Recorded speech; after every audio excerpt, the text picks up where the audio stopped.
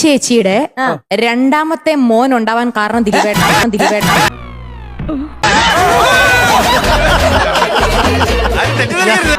നാറ്റ case തൽക്കാലം ആരോടും പറയണ്ട. നമ്മള് പലയിടത്തും രണ്ടു മൂന്ന് സ്ഥലത്ത് കണ്ടിട്ടുണ്ട്. എന്നെ എന്തിനാണ് എന്റെ പിടിച്ചിടുന്നത്? ഫ്ലൈറ്റിൽ വെച്ച് കണ്ടപ്പോഴും ഞാൻ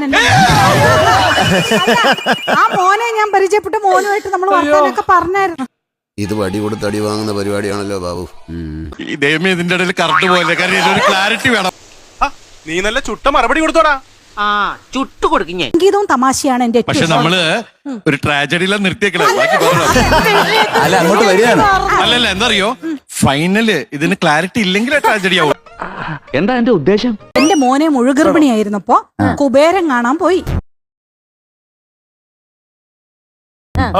കുബേരൻ കണ്ടോണ്ട് തുടക്കം തൊട്ട് ഒടുക്കം വരെ ഞാൻ ആ തിയേറ്റർ അങ്ങ് അടിച്ചു പൊളിച്ചു ചിരിച്ച് അതിന്റെ എല്ലാ ദൃശ്യങ്ങളും ഈ CCTV-യിലുണ്ട്.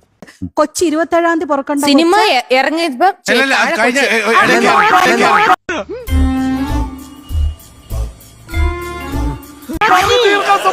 27-ാം തീയതി പുറക്കണ്ട കൊച്ച് 7-ാം തീയതി പുറന്നു.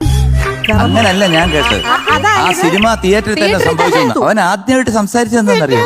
സത്യം ഭർത്താനാരാ? അവൻ ആദ്യമായിട്ട് സംസാരിച്ചതെന്നറിയോ? ദിലീപേന്ന്. ഓവർ ആക്ടിങ് വേണ്ട.